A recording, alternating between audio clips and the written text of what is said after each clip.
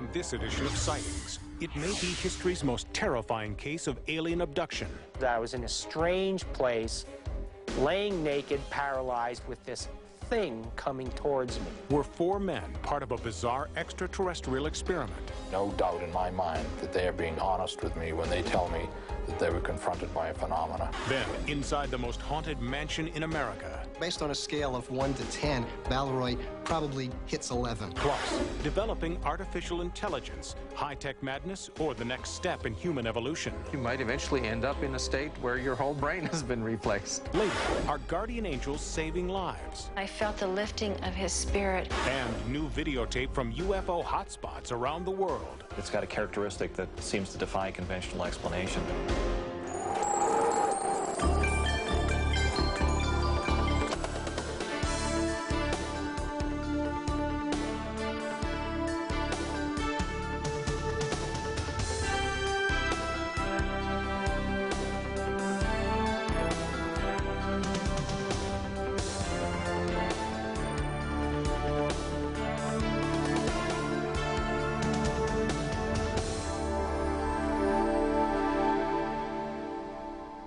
Welcome to Sightings. I'm Tim White. There's a pattern among people who claim that they've been abducted by extraterrestrials. Missing time, forced medical testing, and abject terror at the hands of their captors. For twin brothers in New England, their experience of abduction fits this pattern, but along with the terror, they are also manifesting strange new abilities they didn't have before. I'm not going in there, no f***ing way. Just leave me alone.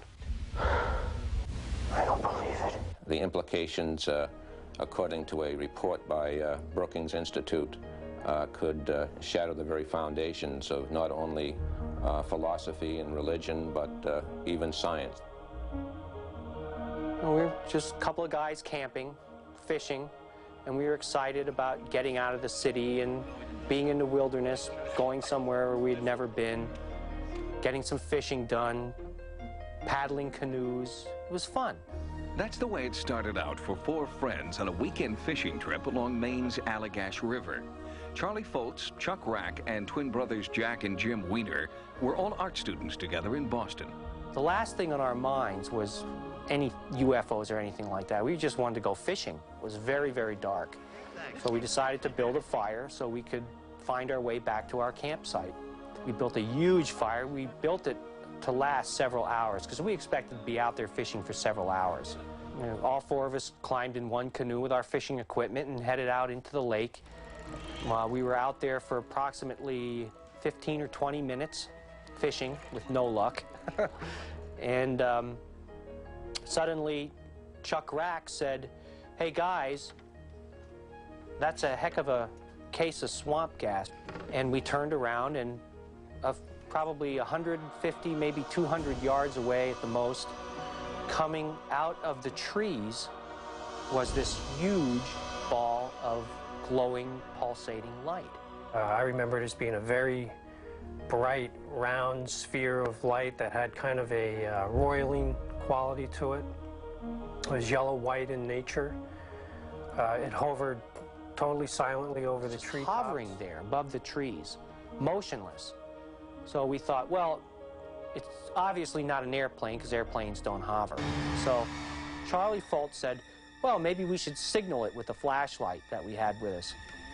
And we thought, well, sure, go ahead, signal it. You know, what's going to happen?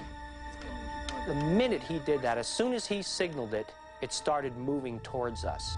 The next thing I remembered was seeing the beam coming right towards the back of the canoe. And at that point, we started paddling very quickly towards the shore. As I was paddling, I was looking over my shoulder to see where this object was in relation to our canoe. And it kept just following us, coming closer and closer and closer. I was in a panic, to be honest with you. A second later, it was right on, almost on top of us, with this beam coming across the water right towards our canoe. And I remember thinking, well, we're not going to outrun this thing. There's no way we're going to outrun this thing. And then the next thing I remembered was standing on the beach. No one remembers how they got to the beach. Strangely, their bonfire, which had been raging just a few minutes before, had completely burned out. The UFO was gone. Elapsed time we thought was 15 or 20 minutes, tops. And we couldn't understand why the fire had burnt down so soon. The four of us were just left there standing on the beach in total silence. We didn't really even talk to each other. I guess we were in shock. The Allagash Four were baffled by the UFO and the apparent missing time. It was a mystery that would remain unsolved for more than 12 years, until the Wiener brothers began having violent nightmares.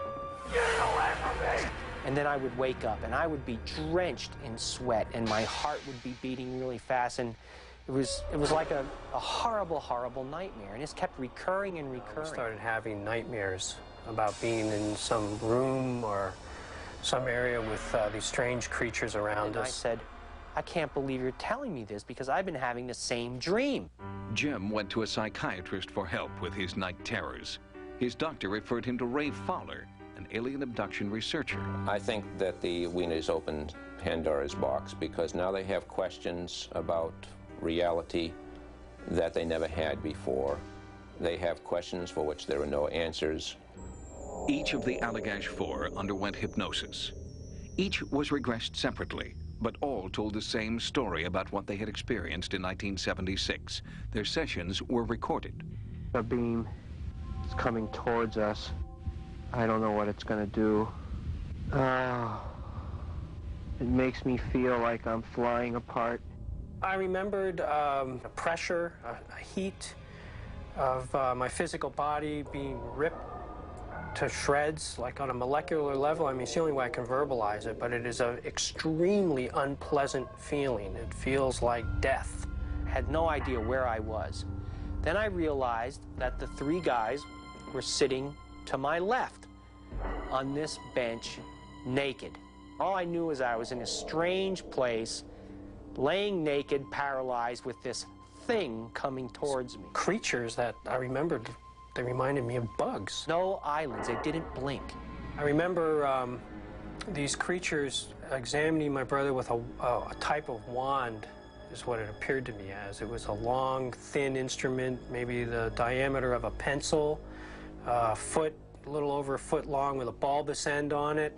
The next thing I remembered was they turned me over, and then they were doing some type of anal exam, and it terrified me. I remember them taking a sperm sample from me.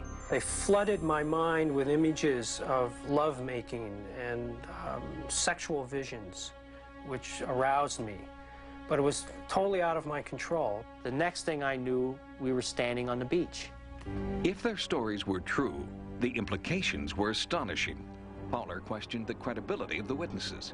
I wasn't surprised when he asked us would we be willing to take a polygraph test. I mean, I'd asked the same question.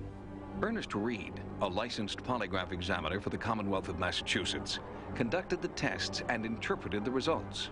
After administering the examinations, reviewing the charts in detail, after talking with both of the brothers, there is absolutely, positively no doubt in my mind that they are being absolutely honest with me when they tell me that they were confronted by a phenomena in the Allagash region. One person might fool a polygraph examiner, but you have four all passing the tests, and the polygraph examiner being convinced that all four are telling the truth is very important. After the polygraph examination, the four friends felt vindicated. The truth of their experience had been recorded. Chuck Rack and Charlie Foltz moved on. They are trying to put the experience behind them. But for Jim and Jack Wiener, their abduction experience was just beginning. The first-hand accounts and polygraph results of the Allagash Four provide compelling evidence that these men experienced extraterrestrial abduction. But there's more. The Wiener brothers believe that strange new abilities in art and mathematics are further evidence of their abduction. Next, more than a decade after their abduction, haunting memories resurfaced and their lives changed dramatically. My artwork changed immediately and very drastically. Nearly 20 years ago, four friends went on a canoe trip up the Allagash River. When they returned home, they had a whopper of a fish story. But in this case, the one that got away was an extraterrestrial spacecraft.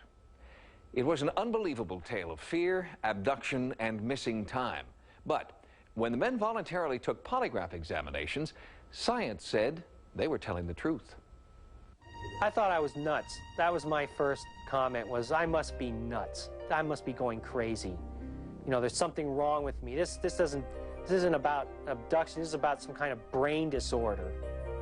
Anything but that. I mean, just tell me I'm insane or tell me I'm hallucinating, but UFOs, you've got to be kidding.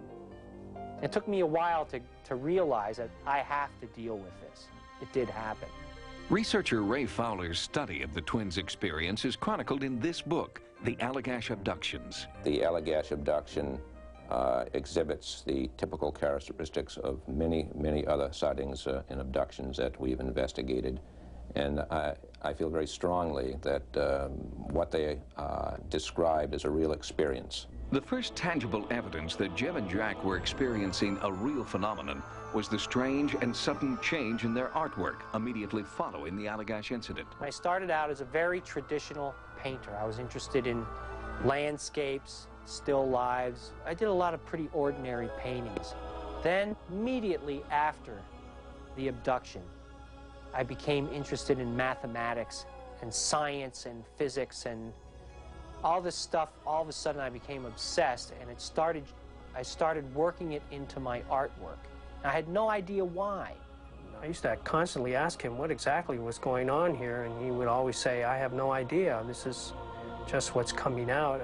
I don't know why I'm doing this or what it means, but here it is. It meant something, but I couldn't put my finger on it. It just seemed out of my grasp. But I felt compelled to do it. Jim also began working in a new and spontaneous artistic direction. Neither twin understood the force that was driving him. Immediately after the sighting incident in '76, I started seeing things differently, as if I was being programmed. My artwork changed immediately and very drastically. I was a clay worker, and I had been doing very traditional type of pottery, plates, pitchers, saucers. Looking back on it, I would say it was fairly mediocre in design. Immediately after the event on the Allagash, my artwork changed drastically. I started doing very bizarre structural pieces. I mean, you become obsessed with these things. You don't eat, you don't sleep, you just work. After the brothers began hypnotherapy and started recalling their abductions, they used their artistic gifts to illustrate their experience. After the hypnosis sessions were over, and I'd come home, I'd go into my studio and just draw what I remembered. It was an amazing process.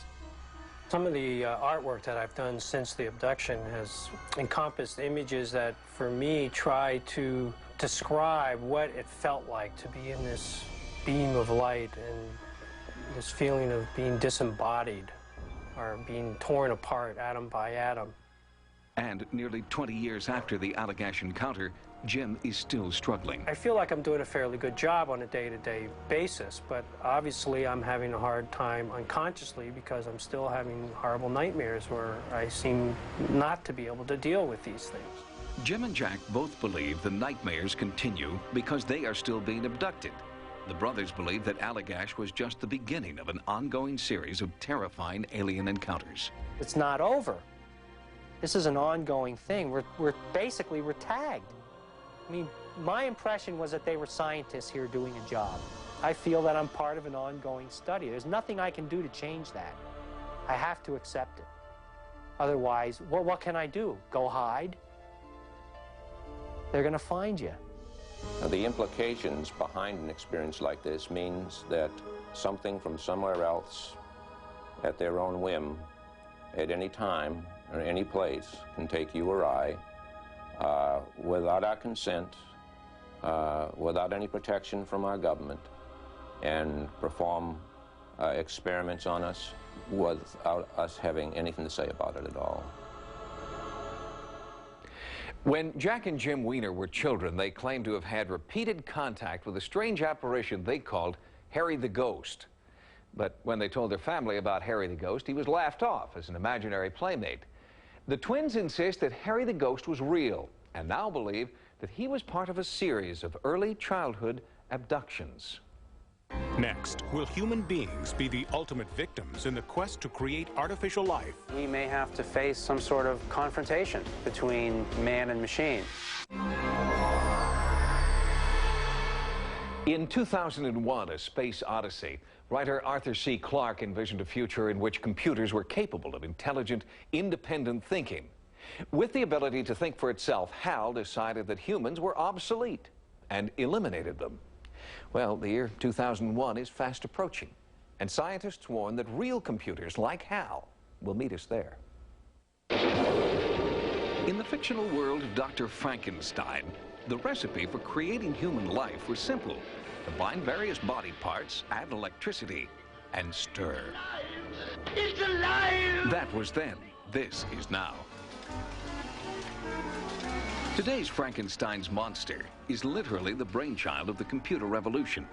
In less than 50 years, we've learned how to build its body out of wire and steel, robotic arms, laser fingers, artificial human organs. But unlike its predecessor, this monster will soon have a brain. With the microchip, functions that once took a room full of computers can be performed in the space the size of a human skull. In computer laboratories throughout the world, the mandate is clear. Build a mechanical brain that thinks like a human. I think people really don't have a clue about the kind of revolution that we're talking about when we talk about a computer revolution.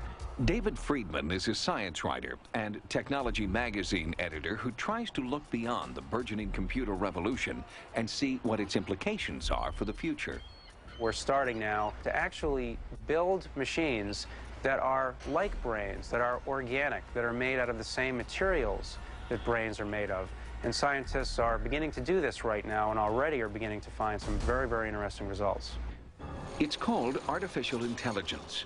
Instead of simply calculating numbers and processing words, computers are being programmed to think and then put their thoughts into action. It's going to be possible to buy a robot, take it out of the box, and show it how to clean your house.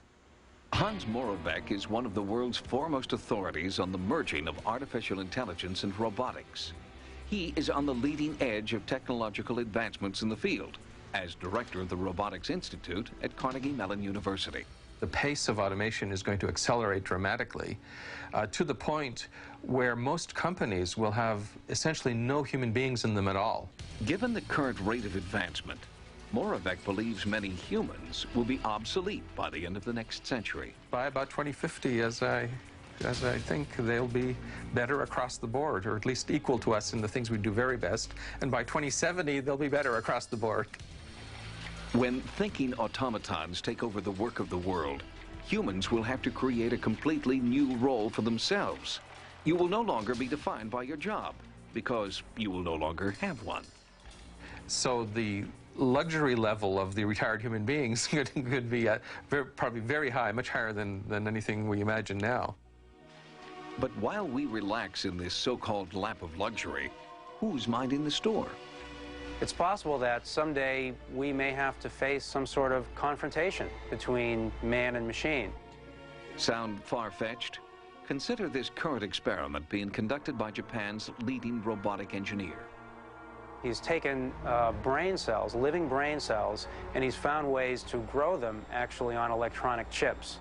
It's the ultimate merging of man and machine. The distinction between what a human being can do and what a machine can do will essentially evaporate. And in this country, artificial intelligence experiments are also blurring the distinctions between man and machine. He fills a beaker up with certain kinds of chemicals, and it starts to, in a way, take on a lot of the characteristics of life. Are these computer breakthroughs occurring without consideration of the consequences? Is science out of control? What we're talking about is computers that become our friends, become our workmates, possibly become our bosses. And it's even possible to imagine ways in which computers can be lovers. It should be possible for a human person to augment their brain, augment their body, perhaps completely robotize themselves. And if you imagine just doing that piece by piece as things need to be replaced, you might eventually end up in a state where your whole brain has been replaced. If we lose control over these machines, it's certainly possible that these machines will not see much of a need for mankind, and perhaps, in a more frightening sense, may in fact decide that we're dangerous to them. In that case, we'll have to look at a possibility, a future, where machines become very, very interested in eliminating mankind. These are not the doomsday predictions of one alarmist. Many scientists share Freeman's opinion and his projected timetable. A good guess might be 50 years. It's impossible to know where we will be 50 years from now. We can only look back and see how far we've come. We're just going to have to face this kind of future with the hope that it's one that will make the world a better one for us, but with the knowledge that, in fact, it's one that could eliminate us from the future. Your life, as it has been, is over. Whether or not we like the idea of computers imbued with artificial intelligence, they're coming. Our challenge is to make sure that this new technology is used to enhance life, not destroy it. Coming up, inside the most haunted mansion in America. When you're alone here and it's quiet, it's like no other place. The inner world here is very, very different. Then, do guardian angels save lives? And startling UFO home videos. Balleroy is an historic mansion in Philadelphia that just may be the most haunted place in America. Balleroy is owned by 76-year-old millionaire George Meade Easby, a philanthropist, a fine art collector, and a firm believer in the existence of ghosts. Easby and dozens of visitors to his home have seen, heard, and photographed hundreds of haunting events. I will never forget the first time I walked into the front doors of Balleroy, and the first words out of my mouth were, "My God, I can't believe how many spirits are in this house." Living here is really an adventure, I feel. And you're never quite sure what's going to happen. It was more a sense of energy absolutely overtaking my body. It was like an electrical charge. The 30-room mansion was completed in 1911. In an era when great houses were given great names. This one, outside Philadelphia, is named Balleroy. It's a treasure house of early American furniture, art, and silver, and a treasure house for paranormal activity as well. But the source of the haunting here, according to ghost researchers, is not the house itself, but the spiritual energy emanating from the objects within it. Objects that were part of some of the most dramatic moments in history. When you walk into a place like Balleroy, and you see this silver that was used for the meal while the gentlemen who were signing the Declaration of Independence were ready to sign, you certainly have to pull some wonderful energy from something like that. Psychic Judith Richardson Hames believes that these historical objects are supernatural magnets, drawing in and holding fast to spiritual energy from the past. It is this spiritual energy that many people at Balleroy have experienced as a haunting. For me, being a contractor working in a lot of other places, then coming here to Balleroy, it seemed really strange. But we've had all kind of different encounters. Footsteps, cold drafts, doors opening, ashtrays moved from one side to the other side. We were here working one day doing something, and we heard a loud crash. We found a painting had come off the wall and gone 10 or 15 feet across Second Hall, and the nail was tight in the wall, and the wire was tight on the painting. In addition to residual haunting from the energy attached to inanimate objects, Hames and George Meade Easby also believe that Balleroy is haunted by ghosts. The sudden apparition of a woman has terrified many visitors. They have all had the same experience of seeing this woman just at the turn of the century that we now know as Amanda. We started to go through the house level by level, and for some reason my wife and I became separated from the rest of the group. We wound up on the 3rd level, and as my wife and I were passing an open door on the 3rd level, there was a dress form in the room, and when my wife saw it, she thought that was Amanda and let out a scream, which kind of sent us to the end of the corridor, where there was a closed door. And while we were standing there, there was a definite rap on the door.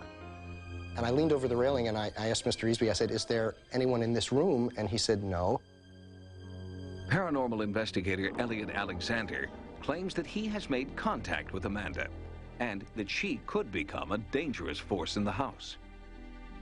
There were a few times that I was here late at night when I became terribly, terribly frightened because there seemed to be a malevolent energy of some sort. The very first time that I was here, I looked through those blue room doors. It was dark, but I saw what looked like blue smoke. And he said, now, how can we have fog inside like that? He said, it must be very damp.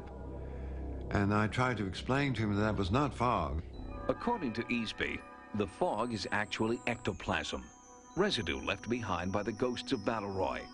There are many photographs taken over the last 20 years that capture the strange fog. I really feel there is a presence here, and when you're alone here or it's quiet, it's like no other place. The whole world outside is blocked out, but the inner world here is very, very different. Quiet and peaceful, Balleroy stands frozen in time. And that may explain why one particular apparition has never wanted to leave. We were in the courtyard, and I noticed an object looking at the window at me. And I had said to my buddy, I said, look at that. It's a little guy looking at us. A young kid, I'd say about, I guess 10 maybe at the most, maybe 8. And I feel that that must have been my brother. When my brother and I first arrived here at Balleroy, we looked in a fountain out front, and I saw my reflection in it, but instead of his reflection was a skeleton. And that really was very unnerving. And shortly after that, he died. Whether that was a warning that he was going to, it could have been. George Easby's brother is not the only member of the family who seems to have reached out from the grave. Judith Richardson Hames believes she was contacted psychically by Easby's mother. One evening, on my way here to have dinner, I kept hearing the name Longfellow. And she asked me if it meant anything, and I said, well, it does, because my mother's favorite poem was Children's Hour, which Longfellow wrote. So we looked in the bookcase, and we found one book sticking out. When he opened it, it fell open to the Children's Hour, and stuffed in that page was an envelope that said, "To Meade in the event of my death." From that point forward, it seemed as though Meade's mother wanted to use me to get messages to him. Hames is continuing her psychic investigation of Balleroy. This kind of supernatural sleuthing may seem decidedly non-traditional, but George Meade Easby believes that respect for ghosts and spirits is part of the Easby family tradition. Its roots can be traced back to this letter, written by Easby's father shortly before his death. And my father left a note for me to read after his death, and he said he had seen it and for me not to be afraid of it. I was brought up to not believe in ghosts. And when it happens in front of you and around you, and many of your friends see it, it has to be there. George Easby also told Sightings that his mother's ghost instructed him to break open a cabinet that had been locked since her death. Inside, Easby found intriguing clues that led him to the will of his great-uncle. Easby discovered that he was the rightful heir to a valuable piece of property no one but his great-uncle and his mother ever knew about. Next, guardian angels saved his life and gave him hope for the future. They told me to paint 2,000 angel paintings by the year 2000. They would give me the art technique to do this. When Andy and Chantal Lakey first met in 1991, it was love at first sight. There was a deep bond that drew them together and continues to unite them today. They believe that the bond exists because before they met, Andy and Chantal each had a profound angelic experience. This symbol appears in every work of art that Andy Lakey creates.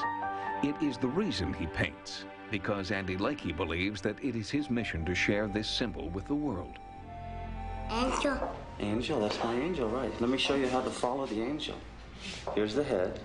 Feel the head? Lakey uses heavy applications of acrylic paint so that everyone can feel the angelic power present in his life. So you go like this. This is the way you do it, with your hands like this. See? With your fingers, put your fingers up. There you go. See? So you can touch. My paintings are very thick. They're very textured. It's what most people would call a relief painting. And it's applied in such a way that blind people are able to participate in the art experience. The angels that Lakey feels compelled to paint are not the result of an artist's imagination. They are representations of what Lakey claims he actually saw one desperate night 9 years ago. That vision changed his life, his art, and he believes his destiny. Andy's wife, Chantal, wears the angelic symbol on a chain around her neck because she, too, was touched by angels. It happened in 1978 when a tragic accident claimed the life of her fiancé. Dale and I were in love, and we had just gone from San Diego to Oregon to meet his cousin. It was a time in our lives when we were very, very happy, and everything was exciting. We were exuberant about life and had a real zest for living it to the fullest. This was the view the lovers saw from the Oregon shore. Dale wanted to climb to the top of the promontory. Of course, I just had to do that because whenever Dale gave me a challenge, I would go for it. Locals knew the precipitous 500-foot climb to Lookout Peak was dangerous. Dale and Chantal did not. It was quite a climb to the top of the cliff, and I was the first one who made it to the top with him, and he was very excited, and I was very excited, and the view was breathtaking. But then they made a critical error. They decided to climb down along a different path. I couldn't believe the situation that we were in, and I didn't know how it happened, and I didn't know how we'd get out of it. And Dale said to me, I'm going to go down before you, and I'm going to help you. So why don't you let me inch my way down, and then you do whatever I do and follow me exactly. Those were Dale's last words. And I remember screaming, Dale, oh my God, Dale. And someone help me, help me, help me. But there was no one there to help me. Paralyzed by fear, Chantal clung to the rock face. And it was then that I started to hear a soft singing, and the singing started off very, very softly. It sounded like a chorus of hundreds and hundreds of angels, and they gave me the confidence to make my first move and to start inching my way down that cliff. I made it down to, I'd say, the first 300 feet, and I was about 100 feet up, and I started to fall. I lost everything. I lost my grip, and I started to slide and to free fall, and it was like I couldn't stop. And it was at that point that it was as if a hand, a powerful force, just reached up and grabbed me against my chest and slapped me against the rock again, and I just stopped falling. Chantal believes that the angelic power guided her down the last 200 feet of the cliff to the beach below. There, she found Dale's lifeless body. I went over to Dale, and I kissed him on the lips. I don't know why, it was like a goodbye kiss, even though I knew that his body, and I felt that his body was just a shell at this point, and I felt the lifting of his spirit, and I felt the angels all around Dale, and the singing became louder again. Lookout Rock is a sheer and vertical cliff. There's absolutely no way that anyone could traverse up or down this cliff. It's just not going to happen. But it did happen. The angelic experience spared Chantal and also transformed her. It was a transformation she would later share with Andy Lakey, who had experienced his own angelic vision. His angels appeared on New Year's Eve, 1986. By his own admission, Andy Lakey was addicted to cocaine, and that night he'd been on a binge. I felt my body shutting down, and I felt paranoid, I felt embarrassed. I felt like if I was going to die, I wanted to die alone. And all I knew is I wanted to get near water. So I crawled to the shower, turned the shower on, and walked and pulled myself into the shower with water going all over my face, hair down my clothes. And I started to pray to God for the first time since I was 8 years old that if He had let me live, not only would I quit doing drugs, it's easy to say that at that moment, but I'd do something to help mankind. And a twirling sensation almost instantly started to happen. In the shower, these figures were twirling around my feet, and they were coming up in such a rapid pace, and they were twirling around me, that these 7 figures turned into one, and they put their arms around me. The figures looked like there was 2 arms or stubs that were sticking out, with a head that was elevated above the body, with just a very narrow, smooth torso. Lakey believes that these amorphous figures were angels sent to give him a second chance, and that they ask for something in return. Lakey must make their presence known to the world, so he quit his job and started painting. With no formal art training, somehow he just knew how. They told me to paint 2,000 angel paintings by the year 2000. They would give me the art technique or the knowledge to do this. Andy Lakey paints in a way that makes the visual medium accessible to everyone. When a group of visually impaired children visited one of his exhibitions recently, Andy used his artwork to make a personal connection with this child. How are you? How are you? I'm doing fine. You like the painting? Yes. And it was through his art that Andy met and fell in love with his wife, Chantal. They believe that angels have created a spiritual bond between them, and that angels continue to transform their lives. We're not here alone.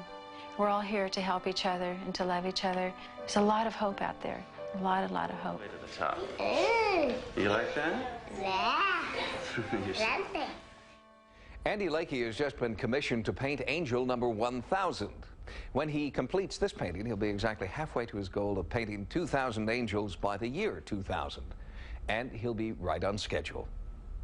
Next, startling activity at UFO hotspots around the world, captured on tape. Allegedly, this was shot at by Russian artillery. I simply can't guess as to where they come from. Sightings has received a number of home videos from viewers. Most of these tapes can be explained by our experts as aircraft or natural phenomena, but a few do remain unidentified. Although the sightings are too brief to allow for a definitive explanation, these home videos offer a unique glimpse of what our viewers are seeing every night of the year. 911, what are you reporting? What the hell is that? It's not a helicopter because I can't hear it. Du, in der Kamera siehst du das unheimlich gut. Ja. Every amateur home video submitted to Sightings asks the same questions. What are they? Where did they come from? And where are they going? The answers have yet to be found.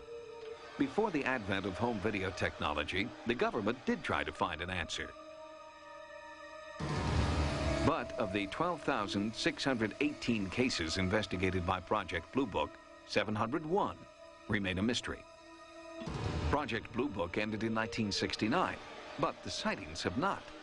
Thousands are reported each year, many to the sightings offices.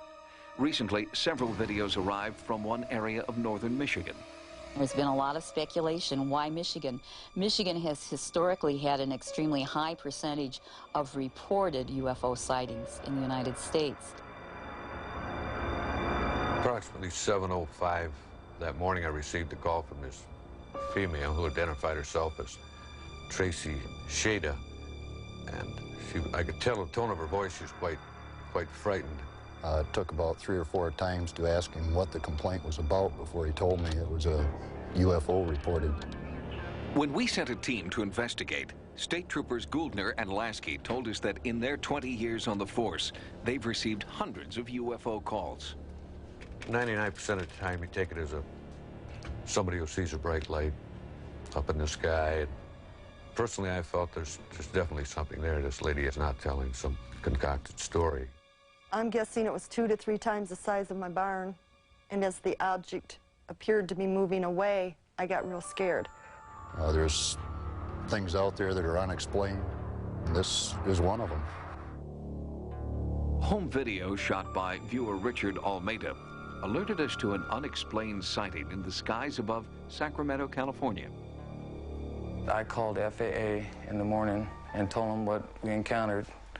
And he said that they didn't pick up anything on radar, and that was it as far as that conversation went. Home videos like those from Michigan and Sacramento are analyzed by photographic and aeronautic experts. Sophisticated computer technology compares and contrasts UFO images with those of known aircraft. Photo analyst Jeff Sainio interpreted the Sacramento video. You see a dot in the sky, which in itself could be a star. It's really difficult to tell from the video itself, but more interestingly, another light comes up from below it. Because the images themselves are so minute, the flight pattern and velocity of the UFO become critical to the analysis. The important thing we get from this graph is that the apparent speed here appears to double in the 11 seconds that we see this thing. That's quite possibly simply because it got closer to us. So what kind of object gets twice as close to us in 11 seconds and you still can't make out what its shape is? It's still just a dot. And so this video I simply can't identify. It's got a characteristic that seems to defy conventional explanation. In Aliso Viejo, California, Dale Newcomb shot this video of what he describes as a flying saucer. Analysis proves otherwise. Here's a freeze frame of the object that was seen in Aliso Viejo. Very classic saucer shape there. The giveaway, here we're seeing it go out of focus. The giveaway we see is the FAA-compliant anti-collision strobe lighting. You'll see a flash on the bottom and the top of the object every once in a while.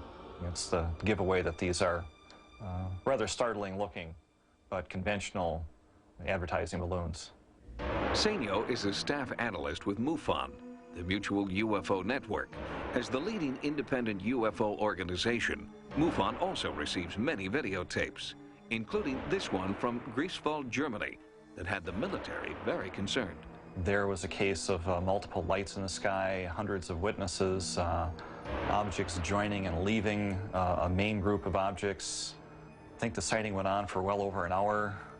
Allegedly, this was shot at by Russian artillery, and witnesses saying that these things flew off at very high speed. I simply can't guess as to where they come from. With the advent of home video technology, the number of documented UFO sightings has risen dramatically, but the percentage that can be explained has not risen. Ironically, the more unidentified flying objects amateur ufologists capture on tape, the greater the mystery becomes for professional analysts. Having any kind of evidence, including videotape and still photos, really increases the acceptability, the acceptance of the fact that there is definitely something going on. If you see a UFO and you have a video camera ready, here's an important suggestion. Try to keep the camera steady. Avoid panning back and forth or zooming in and out. And if at all possible, try to include some other object like a tree or building in the frame. This way, analysts can better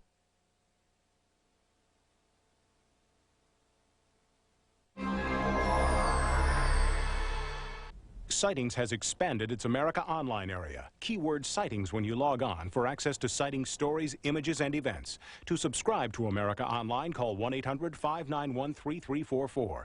And you can still reach Sightings 24 hours a day at 1-900-933-7444.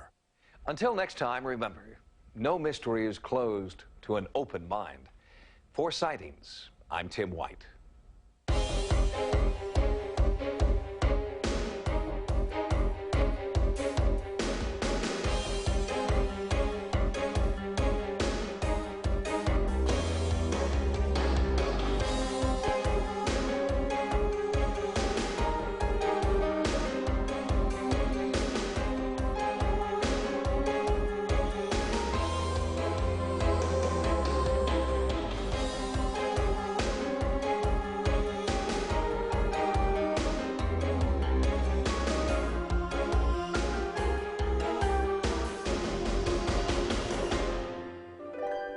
Thank you.